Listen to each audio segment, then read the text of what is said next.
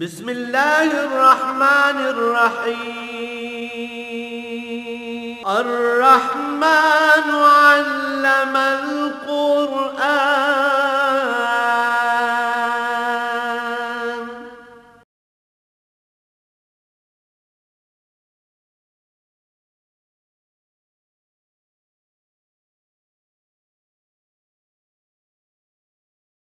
الحمد للہ رب العالمین والصلاة والسلام علی حبیبہ محمد وآلہ وصحبہ اجمعین۔ اعوذ باللہ من الشیطان الرجیم، بسم اللہ الرحمن الرحیم۔ سلسلہ وحی الہی حضور اکرم صلی اللہ علیہ وآلہ آلہ وسلم کے ساتھ کوئی نیا نہیں ہے اور نہ تھا۔ مشرکین عرب کو جب اسلام قبول کرنے میں اعتراض ہو تو انہوں نے مختلف اعتراضات کیے۔ پہلے تو یہ کہنے لگے کہ رجل من القریتین عظیم، کہ کوئی مشہور و معروف اور بڑا آدمی ہوتا ہے جس پر وحی نازل ہوتی۔ پھر اس میں شک کرنے لگے کہ کوئی کتاب آسمان سے اتار کر لائیں اور یا پھر کوئی فرشتہ آپ کے ساتھ، اس طرح کی خرافات تھیں جو اعتراض محض برائے اعتراض تھے، ان میں کوئی ان کی عقلی نقلی کوئی دلیل نہیں تھی۔ تو اس بات کو اللہ کریم نے اس ارشاد سے صاف فرما دیا کہ یہ کوئی نئی بات نہیں ہے۔ ان لوگوں میں بھی یہ قصے، نوح علیہ السلام کا قصہ بھی معروف تھا، ابراہیم علیہ السلام کے پیروکار ہونے کے دعوے کرتے تھے، اسماعیل علیہ السلام کا، موسیٰ علیہ السلام کا، عیسیٰ علیہ السلام کا، ایوب علیہ السلام۔ یہ معروف قصے تھے، معروف واقعات تھے جو عامت الناس اس عہد کے اور اس علاقے کے جانتے تھے۔ ان میں وہ واقعات کچھ غلط کچھ صحیح انہوں نے جو کہانیاں گھڑ رکھی تھی، لیکن ان مبارک ناموں سے آشنا تھے، ان کے نبی ہونے کا تصور موجود تھا، ان پر وحی کے آنے کا تصور موجود تھا۔ تو فرمایا اگر ان تمام انبیاء پر وحی نازل ہو سکتی ہے تو آپ پر کیوں نہیں ہو سکتی؟ اس میں انہیں کیا شک ہے؟ ایسے ہی آپ پر ہم نے وحی نازل فرمائی جیسے ہم نے وحی نازل فرمائی نوح علیہ السلام پر یا ان کے بعد آنے والے انبیاء پر۔ ہم نے وحی نازل فرمائی ابراہیم علیہ السلام پر، اسماعیل علیہ السلام پر، اسحاق علیہ السلام پر، یعقوب علیہ السلام پر، اور ان کی اولاد میں عیسیٰ علیہ السلام پر، ایوب علیہ السلام پر، یونس علیہ السلام پر، ہارون علیہ السلام پر، سلیمان علیہ السلام پر، اور اسی طرح حضرت داؤد علیہ السلام کو ہم نے زبور عطا کی جو آسمانی کتاب تھی۔ اور بہت سے ایسے رسول ہیں، وَرُسُلًا قَدْ قَصَصْنَاهُمْ عَلَيْكَ مِنْ قَبْلُ وَرُسُلًا لَمْ نَقْصُصْهُمْ عَلَيْكَ۔ یہ تو وہ رسول ہیں جن کا تذکرہ ہم نے آپ صلی اللہ علیہ وسلم کے ساتھ فرما دیا۔ ایسے بھی بے شمار ہیں جن کا ذکر خیر قرآن میں نازل نہیں فرمایا گیا، جس کی ضرورت نہیں سمجھی گئی۔ اور اسی طرح وَكَلَّمَ اللَّهُ مُوسَىٰ تَكْلِيمًا، موسیٰ علیہ السلام کو یہ سعادت بخشی کہ اللہ کریم ان سے ذاتی طور پر کلام فرماتے تھے، درمیان میں کوئی وحی بھی نہیں ہوتی تھی۔ تو اللہ کریم کی اپنی پسند ہے، جسے جو عزت چاہے وہ بخش دے۔ بات یہ نہیں کہ وحی فلاں ہستی پہ کیوں نازل ہوئی، بات صداقت وحی کی یہ ہے کہ اس وحی کا جو مدعی ہے اس کے ارشادات میں سے انسانیت کی بہتری کیا ہوتی ہے۔ چونکہ وحی نازل ہوتی ہے بندوں کو اللہ کریم سے آشنا کرنے کے لیے، اللہ جل شانہ کی اطاعت اور عدم اطاعت کا معیار ہوتی ہے وحی، حلال و حرام، جائز و ناجائز، اور پوری زندگی کا ایک نصاب معین فرماتی ہے۔ تو فرمایا رسلا مبشرین و منذرین،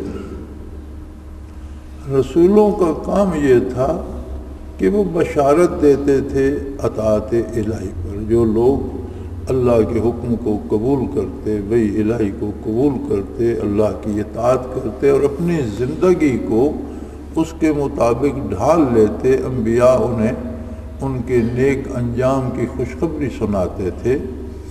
ومنذرین، اور جو لوگ وہی الہی کے خلاف زندگی بسر کرتے تھے انہیں بہت دور میدان حشر میں جو حالات پیش آنے والے ہیں آئندہ کی زندگی میں، بعد از مرگ، برزخ میں، عذاب و ثواب میں جو مصیبتیں نافرمانی پر نازل آنے والی ہیں ان کی بروقت اطلاع دیتے.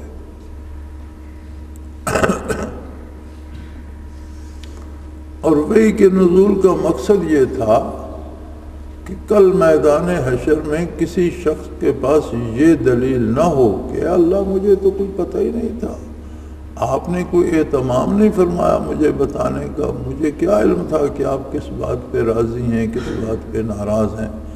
تو یہ اعتراض تعلیمات انبیاء سے رفع ہو گیا. کوئی نہیں کہہ سکتا، کوئی زمانہ وحی الہی کے بغیر رہا نہیں. آدم علیہ السلام زمین پر تشریف لائے تو وہ خود نبی تھے. ان کے بعد کبھی ایسا سلسلہ وحی کا منقطع نہیں ہوا کہ دنیا میں وحی الہی سے کوئی بھی آشنا نہ ہو. تھوڑے لوگ رہے، قلیل رہے، مغلوب ہو گئے، لیکن حقیقی دین اور وحی الہی کو جاننے والے باقی رہے.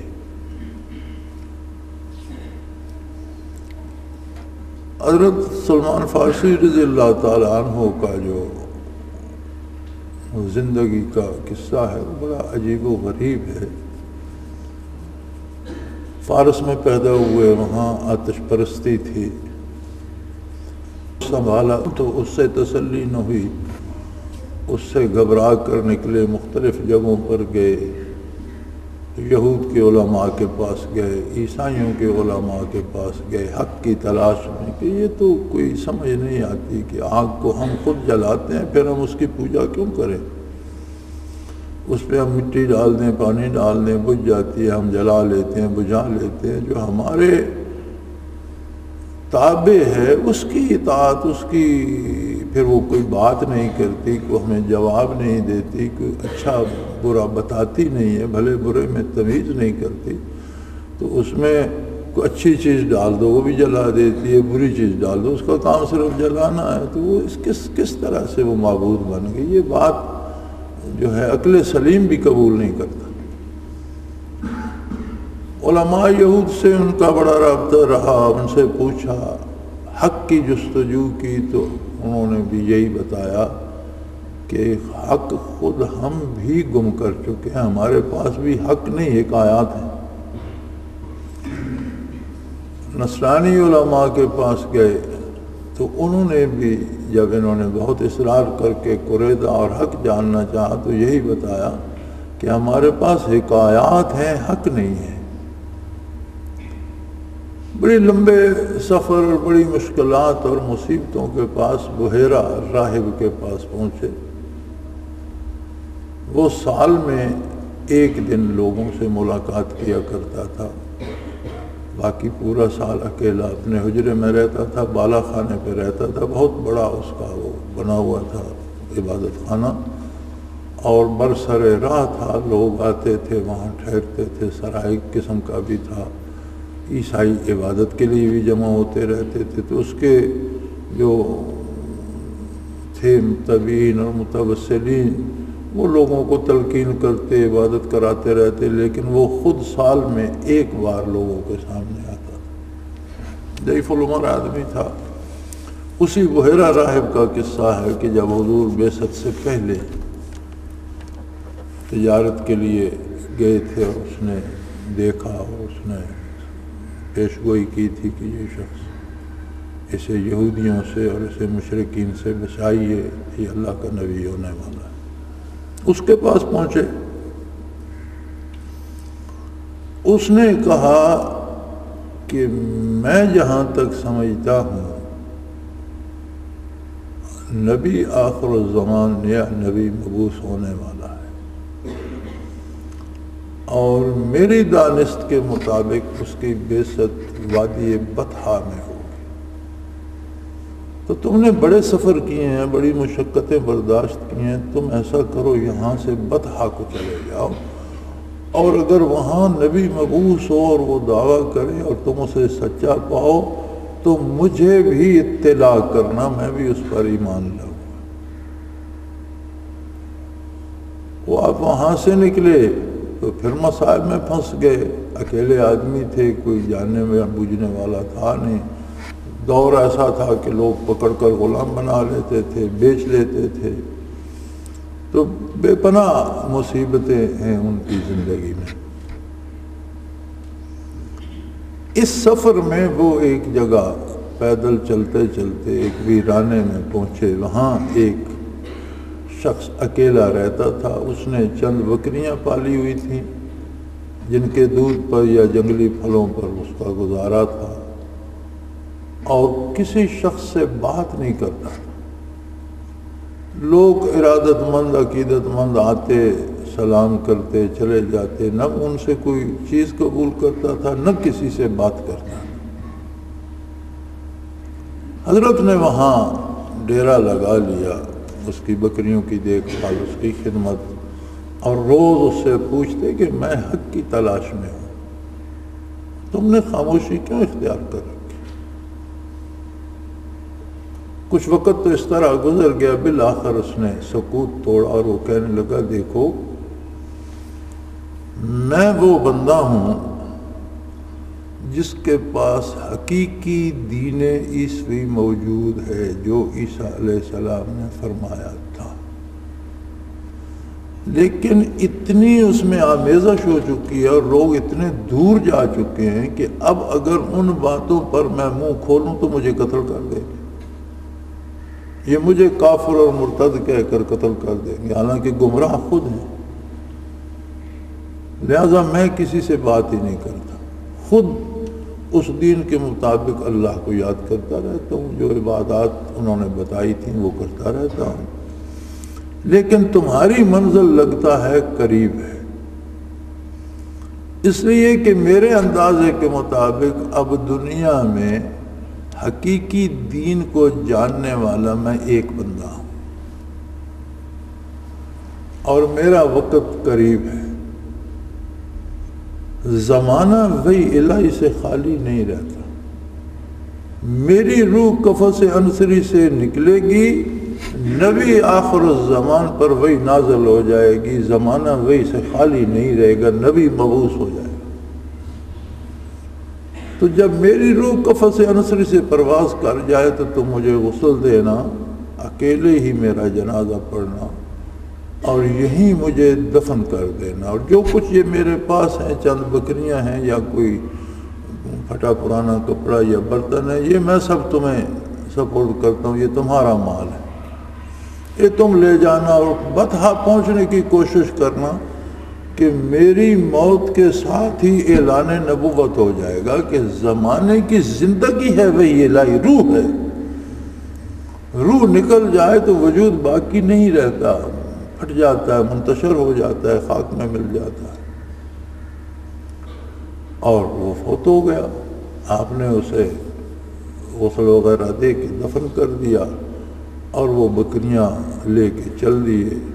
پھر آگے پھر بڑی مشکلات ہیں، کسی نے پکڑ لیا، قبائلی سردار نے، وہ مال بھی چھین لیا، بکریاں بھی چھین لیں، غلام بنا لیا، اس نے بنا لیا یا بیچ دیا، عیسائیوں کے ہتھے چڑھ گئے، وہ یہودیوں کے ہتھے چڑھ گئے۔ تو یہودی کا رواج تھا کہ وہ کسی کو عیسیٰ بنا کر اسے بڑی اذیتیں دیتے اور بڑا تکلیف دیتے اور کانٹوں کے تاج پہناتے، اور اس طرح تو ان ساری مصیبتوں میں گزراتے ان کا بڑا عرصہ، بڑی دیر بعد ہجرت کے بعد غالباً مدینہ منورہ پہنچ سکے تھے، جہاں تک مجھے یاد ہے، یا شاید مکہ مکرمہ پہنچوں، لیکن جہاں تک مجھے یاد ہے، میں نے ساری سوانح پڑھی تو ہے، کافی دیر ہو گئی۔ تو جب وہ حضور اکرم صلی اللہ علیہ وسلم کی خدمت میں پہنچے تب بھی کسی کے غلام ہی تھے، اور ان کے ذمہ بہت سا اس نے اس نے انہیں آزاد کیا تھا، لیکن ان کے ذمے اس نے کچھ سونے کی مقدار لگائی تھی، وزن مجھے یاد نہیں کہ اتنی بڑی ڈلی بنتی تھی۔ تو وہ بھی انہوں نے حضور کی خدمت میں عرض کی کہ میں ساری زندگی مصیبتوں میں گزارنے کے بعد اپنے اس نوعمری اور نوجوانی اور جب ہوش آیا تو جو حق کی تلاش تھی اس میں آج کامیاب ہوا ہوں، آپ کی خدمت عالی میں پہنچوں، لیکن اب بھی مجھ پر وہ بوجھ باقی ہے کہ جس نے مجھے اس شرط پر آزاد کیا کہ اتنا سونا اسے میں دوں، وہ ادھار مجھ پہ باقی ہے، ورنہ میں اس کا غلام ہوں۔ تو اسی محفل میں کوئی شخص حاضر ہوا اور اس نے حضور اکرم صلی اللہ علیہ وسلم کی خدمت میں ایک ڈھیلا پیش کیا جو سونے کا تھا، اور وہ اتنا ہی تھا جتنا انہوں نے مالک کو دینا تھا۔ تو حضور نے فرمایا اللہ نے آپ کا یہ تمام کر دیا، یہ سونا آپ اسے دیں اور آزاد ہو جائے۔ تو باقی زندگی انہوں نے حضور کی خدمت میں بسر کی۔ تو اس سارے قصہ عرض کرنے سے میری مراد یہ ہے کہ زمانہ وحی الہی سے، وحی الہی کو جاننے اور سمجھنے والوں سے اور اس پر عمل کرنے والوں سے خالی نہیں رہتا۔ یہ سنت اللہ ہے، اس لیے کہ قیامت کے روز کوئی یہ نہ کہے کہ زمین پر تو کوئی تیرا نام بتانے والا نہیں تھا، کوئی ہوتا تو میں اس سے سیکھتا، کوئی تیرے احکام بتاتا تو میں اس سے سیکھتا۔ اب جس عہد میں ہم جی رہے ہیں، الحمدللہ ہم مسلمان ہیں، اور اس میں ہماری کوئی محنت نہیں لگی۔ اسلام ہمیں پیدائشی طور پر عطیہ خداوندی کی طرح مفت میں مل گیا، ہم اللہ کا احسان ہے، مسلمانوں کے گھر پیدا ہوئے اور مسلمان ہیں۔ لیکن ہماری مصیبت یہ ہے کہ ہم نے جس طرح نسلیں بانٹ رکھی ہیں کہ یہ افغان ہیں، یہ ترکستانی ہیں، یہ انگریز ہیں، یہ امریکن ہیں، یہ پاکستانی ہیں، یہ ہندوستانی ہیں، ملکوں کے ناموں کے ساتھ ہم نے نسل بندی کر رکھی ہے۔ پھر ملکوں میں آگے تقسیم آ گئی، ہر ملک کے صوبوں میں تقسیم ان کے ساتھ وابستہ ہو گئے۔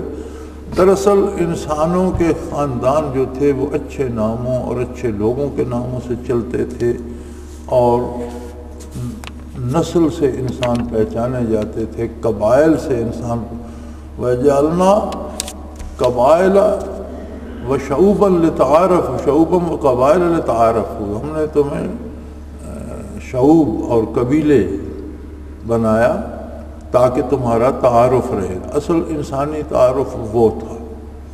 یہ خدا بھلا نہ کرے ان یورپ اور مغرب والوں کا، یہ بدکاری میں اس قدر الجھ گئے کہ ان کی نسلیں نابود ہو گئی، ان کے پاس نسب نہیں رہا۔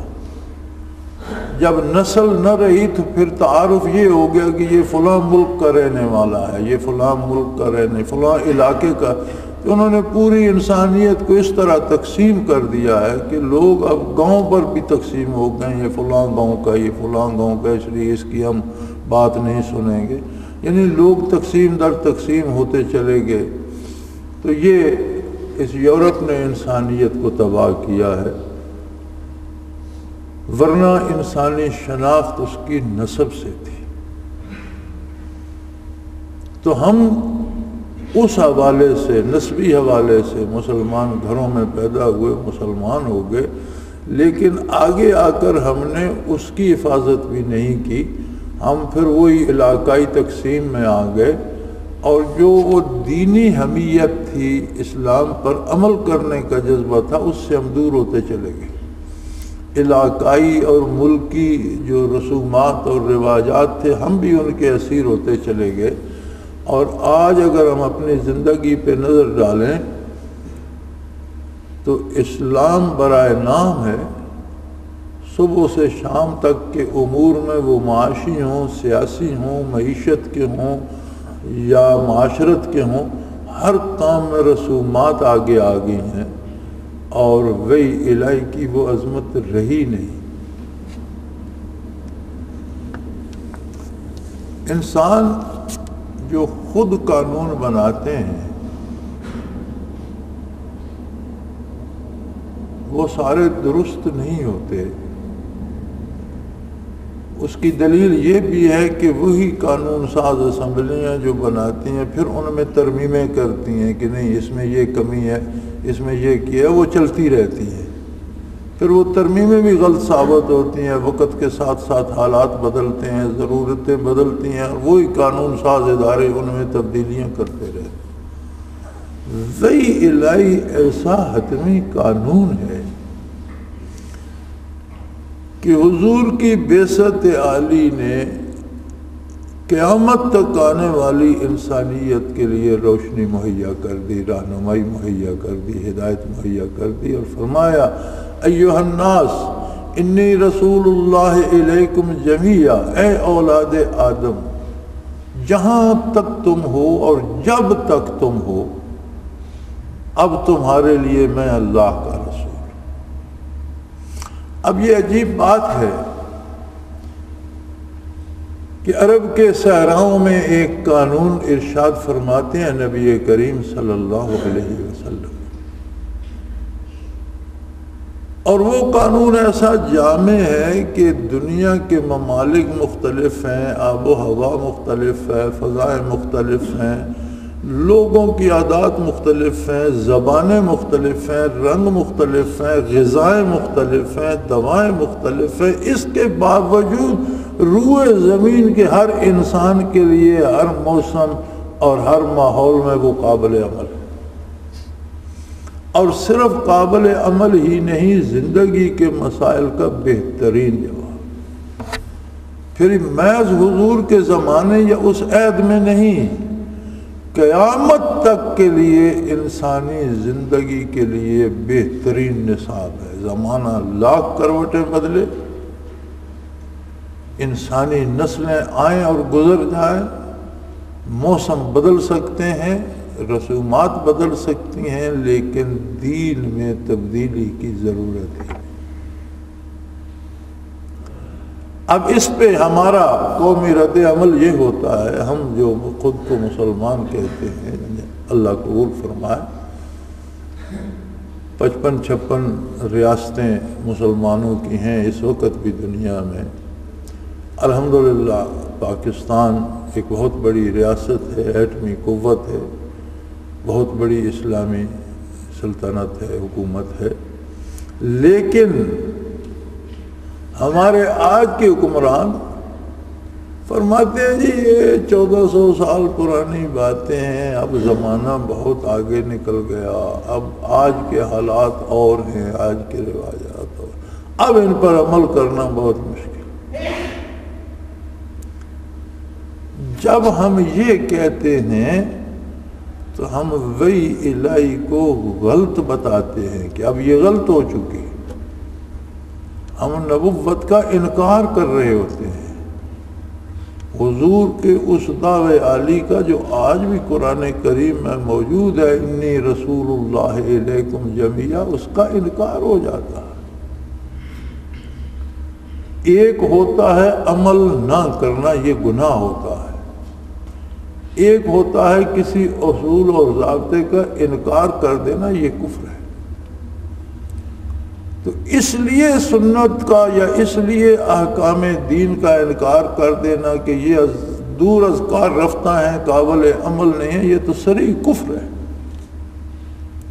ہاں یہ کہنا کہ دین کا حکم بجا درست، میں اس پر عمل نہیں کر رہا، میں اس کے خلاف کر رہا ہوں، یہ گناہ ہے.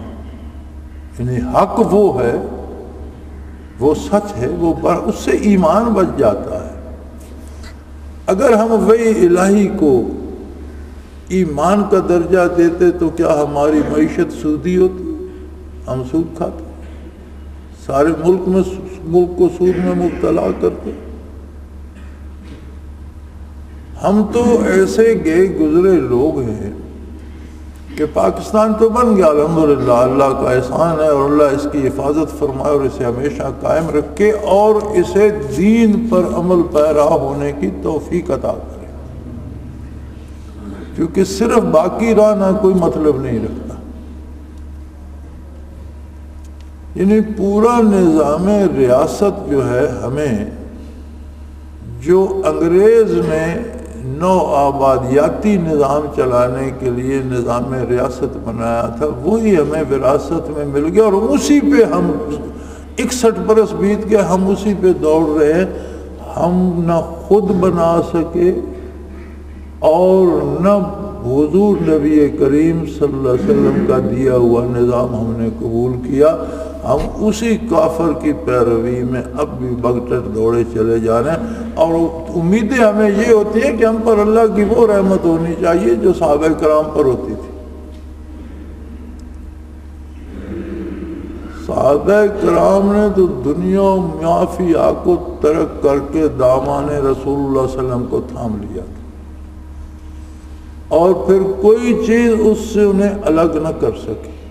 بڑے انقلابات آئے، 13 سالہ مکی زندگی میں کون سا دکھ ہے جو صحابہ نے برداشت نہیں کیا، اور 10 سالہ مدنی حیات طیبہ میں کون سا دنیا کی کون سی طاقت ہے جس نے ان پر چڑھائی نہیں کی اور انہیں جنگیں نہیں کرنا پڑی، مدافعت نہیں کرنا پڑی، بھوک افلاس پریشانی سب کچھ آیا، لیکن وہ دامان رسالت مآب صلی اللہ علیہ وسلم سے وابستہ ہوئے اور پھر وابستہ رہے، اور اسی ایمان اور اسی پیار اور اسی محبت سے، بلکہ صحابہ کا تو آپ اور ہم تو ایمان کو ترستے ہیں، انہیں تو عشق تھا، وہ تو فنا فی الرسول تھے۔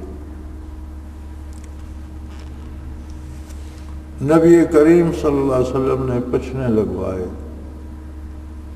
اس زمانے میں یہ علاج آج تک ہوتا تھا، یہ اب بہت زیادہ ڈاکٹری ہو گیا، ہمارے لڑکان جوانی میں بھی ہم نے یہاں بھی دیکھا ہے ہوتا تھا، درد ہو گیا تو اس پر وہ اس طرح سے زخم کر کے اوپر وہ گلاس یا اس طرح کوئی چیز لگاتے تھے، وہ خون سک کرتا تھا، میلا خون نکل آتا۔ حضور اکرم صلی اللہ علیہ وسلم نے بھی وہ پچھنے لگوائے اور اس سے خون مبارک نکلا، تو وہ کسی برتن میں ڈال کر آپ نے ایک صحابی کو دیا کہ یہ کہیں جا کر دور جا کر یا قبرستان میں جا کر کہیں جا کر دفن کر۔ وہ گئے اور خالی برتن صاف لے کر آ گئے۔ اب اس طرف صاحب وہی تھے، آپ نے پوچھ لیا کہاں دفن کیا ہے، خاموش۔ آپ نے فرمایا بتاؤ تو صحیح۔ یا رسول اللہ، مجھ میں جرأت نہیں ہوئی کہ آپ کا خون پاک ہو اور میں اسے دفن کروں، میں نے تو سارا پی لیا، بلکہ پیالہ بھی زبان سے صاف کر لیا۔ اب خون تو حلال جانور کا جو نکلتا ہے وہ بھی حرام ہوتا ہے، دم مسفوح تو حرام ہے، تو چاہیے تھا حضور فرماتے تم نے حرام کھا لیا، ناراض ہوتے۔ آپ نے فرمایا میرا خون تمہارے وجود کا حصہ بن گیا ہے تو تم پر دوزخ کی آگ حرام ہوگی۔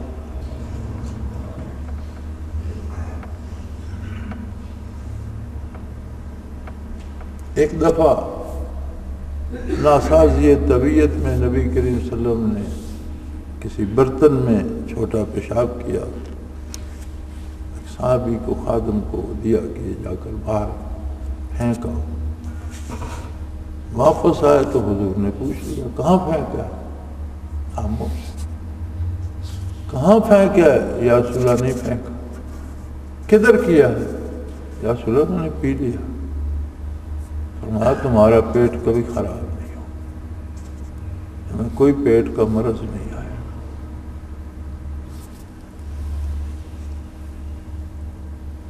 یہ معاملات آج سمجھ میں آ سکتے ہیں، کسی کو کسی سے ایسا پیار بھی ہو سکتا ہے،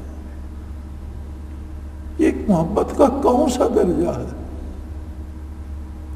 بزرگ صحابی ہیں، رات کو ان کا بچہ لینے آتا ہے مسجد سے، ہاتھ پکڑ کے گھر لے جاتے ہیں، سحری کو آتے ہیں تو بچے کو بھی اٹھا دیتے ہیں، وہ سحری کو آ کے مسجد میں چھوڑ جاتے ہیں، اور فجر کی نماز کے بعد ٹھیک ٹھاک جاتے ہیں، سارا دن کام کاج کرتے ہیں، مغرب کے لیے خود آتے ہیں، عشاء تک ٹھیک ٹھاک اپنا سارا کام خود کرتے ہیں، لیکن عشاء کے بعد گھر جانے کے لیے بچہ آ جاتا ہے، پکڑ کے لے جاتا ہے۔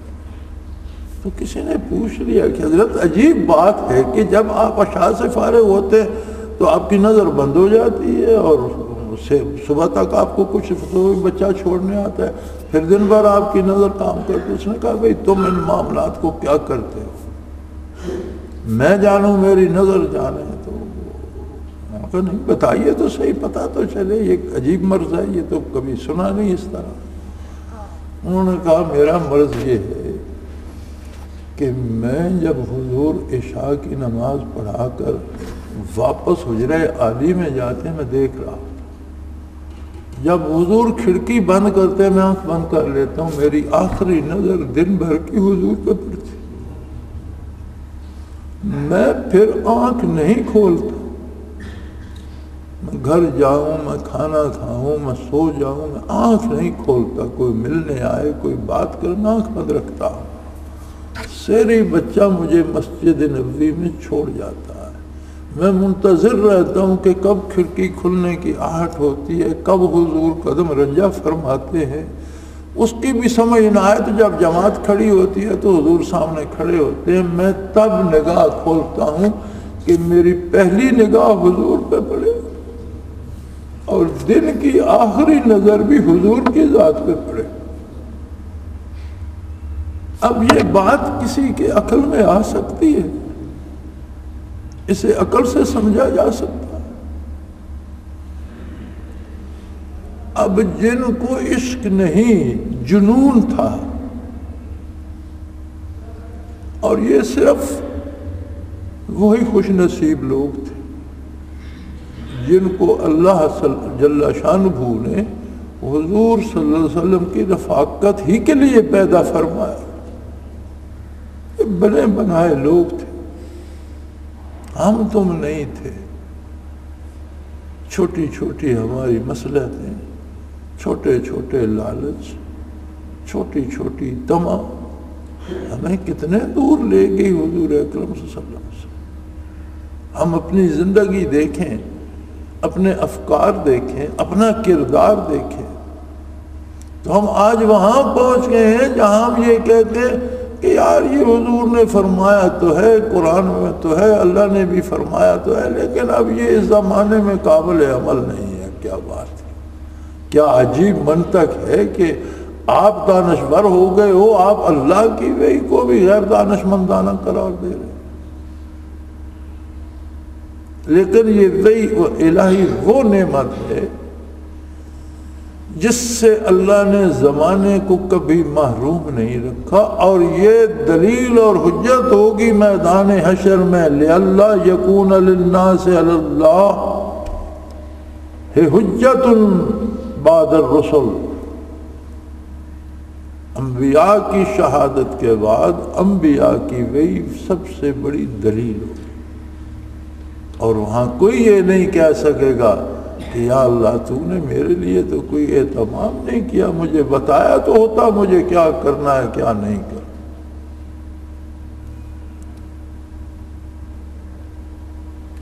وَقَانَ اللَّهُ عَزِيزًا حَكِيمًا، اللہ جل شانہ غالب ہے، جو چاہے کرتا ہے اور جو چاہے کر سکتا ہے، لیکن وہ حکیم ہے، دانا تر ہے۔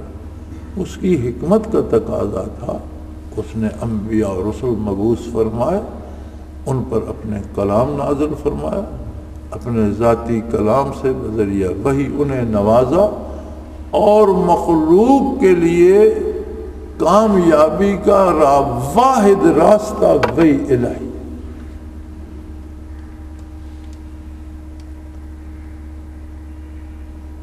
لیکن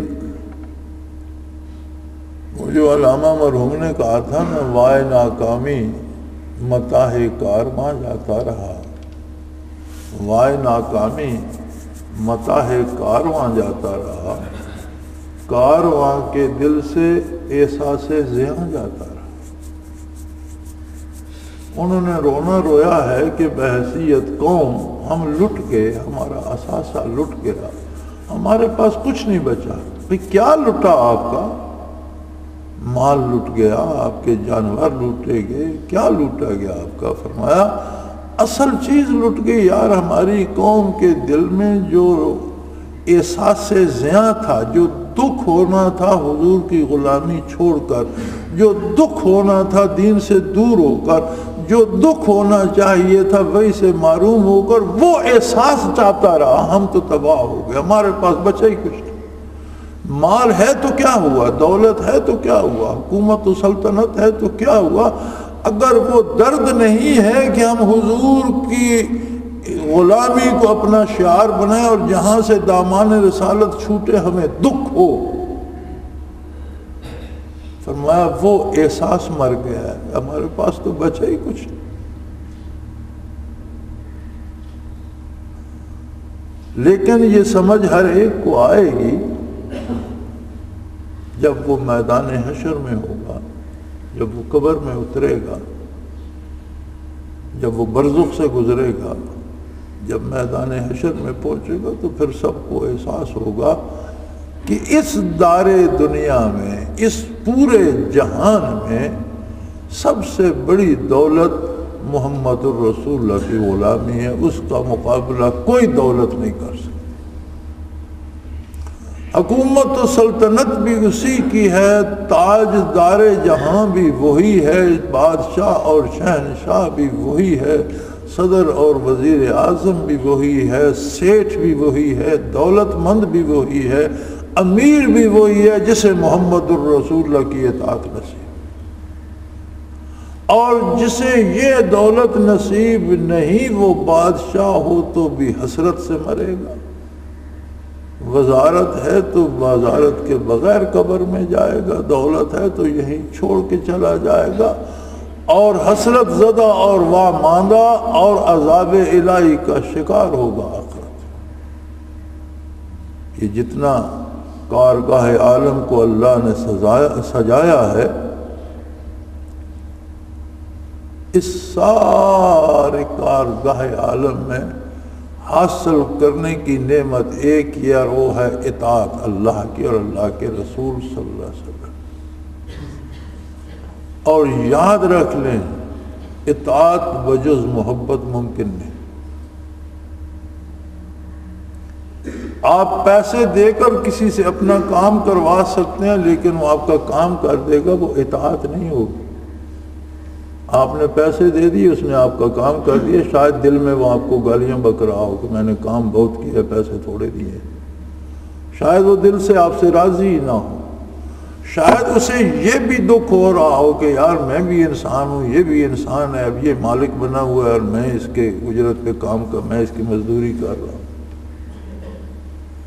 اطاعت وہ ہوتی ہے جس کے کرنے میں مزہ آتا ہے، کہ اس نے مجھے حکم دیا، میں اس کی تعمیل کروں، خواہ میرا سر کٹ جائے، میری جان چلی جائے، لیکن اس کی میں تعمیل کروں، یہ اطاعت ہوتی ہے، اور یہ تقاضا کرتی ہے محبت کا۔ اسی لیے اللہ نے فرمایا والذین آمنوا اشد حبا للہ، جن کا ایمان کامل ہوتا ہے اللہ کی محبت میں دیوانے ہوئے پھرتے ہیں، سب سے زیادہ محبت اللہ سے کرتے ہیں۔ انہیں بھی مال اچھا لگتا ہے، مال سے محبت ہوتی ہے، اولاد اچھی لگتی ہے، اولاد سے محبت ہوتی ہے، وطن اچھا لگتا ہے، قوم اچھی لگتی ہے، سب سے محبت ہوتی ہے، لیکن جہاں اللہ کی محبت ہوتی ہے وہاں کسی یہ سب کچھ وہ قربان کر سکتے ہیں اللہ کی محبت پر، مال بھی لٹا دیتے ہیں، اولاد سے بچھڑ جاتے ہیں، ملک سے بچھڑ، جان دے دیتے ہیں، لیکن اللہ کی محبت میں پیچھے نہیں ہٹتے۔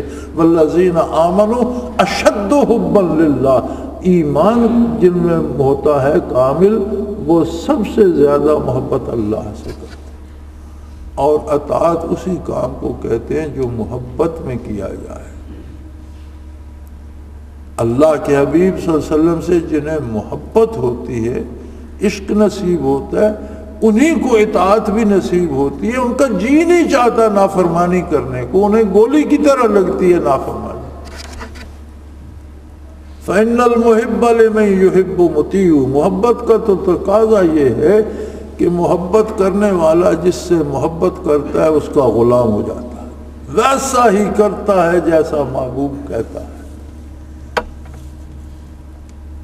تو یہ اللہ کا احسان ہے کہ اس نے ہمیشہ زمانے میں وحی الہی کو قائم رکھا۔ اب وہ شخص جس نے حضرت سلمان فارسی کو بتایا تھا، آخر وہ بھی تو ایک شخص باقی تھا زمانے میں جس کے پاس وحی کی تعلیمات تھیں۔ اس نے کہا میرا دم نکلے گا تو نبی صلی اللہ علیہ وسلم مبعوث، نبی آخر الزمان مبعوث ہو جائے گا، کہ زمانہ وحی سے خالی نہیں رہتا۔ اور یہ بھول جائیں کہ ہم چھوڑ دیں گے تو یہ تعلیمات مٹ جائیں گی، نہیں، چھوڑنے والے اگر بہت ہیں تو اس پر عمل کرنے والے جانثار بھی جب تک یہ سورج طلوع غروب ہو رہا ہے تب تک رہیں گے۔ قیامت آئے گی ہی تب جب اس وحی پر یقین رکھنے والا اور اس پر عمل کرنے والا کوئی نہیں رہے گا، تو پھر دنیا باقی نہیں رہے گی۔ کسی نے سوال عرض کیا حضور اکرم صلی اللہ علیہ وسلم کی خدمت میں کہ رسول اللہ صلی اللہ علیہ وسلم قیامت کب ہوگی؟ آپ صلی اللہ علیہ وسلم نے فرمایا حتی لا یقال اللہ اللہ، جب کوئی اللہ اللہ کہنے والا نہیں ہوگا قیامت آ جائے۔ مولانا احمد علی لاہوری رحمۃ اللہ علیہ فرمایا کرتے تھے کہ اپنی بڑی بڑی عمارتوں اور بڑے بڑے کوٹھیوں اور بنگلوں پر فخر کرنے والوں، تم ان لوگوں کی وجہ سے آباد ہو جو آدھی رات کو اٹھ کر اللہ اللہ کرتے۔ اگر ایسے لوگ نہیں ہوں گے تو نہ زمین آباد رہے گی، نہ آسمان قائم رہیں گے، ہر چیز تباہ ہو جائے گی، قیامت قائم ہے۔ یہ تمہاری میٹھے نیندیں اور تمہارے لذیذ کھانے اور عالی شان محل ان لوگوں کی وجہ سے قائم ہیں جو آدھی آدھی رات کو اٹھ کر اللہ اللہ۔ تو یہ تعلیمات نبوت سے دوری، ارشادات پیغمبر سے دوری، وحی الہی سے دوری خود کو تباہ کرنے کے مترادف ہے۔ اللہ کریم ہم سب کو توفیق دے، مسلمانان عالم کو توفیق دے کہ سب اس کی عظمت سے شناساں ہوں، اس کی اہمیت کو پہچانیں اور اسے اپنے دل و جان سے زیادہ عزیز رکھیں، اس پر عمل کریں، تو پھر دنیا تمہاری ٹھوکروں میں ہوگی، پھر زمانہ تمہارے قدموں میں ہوگا۔ اللہ کریم ہماری خطائیں معاف فرمائے اور توفیق عطا فرمائے۔ وآخر دعوانا ان الحمدللہ رب العالمین۔ اللہ اللہ اللہ اللہ اللہ اللہ اللہ اللہ۔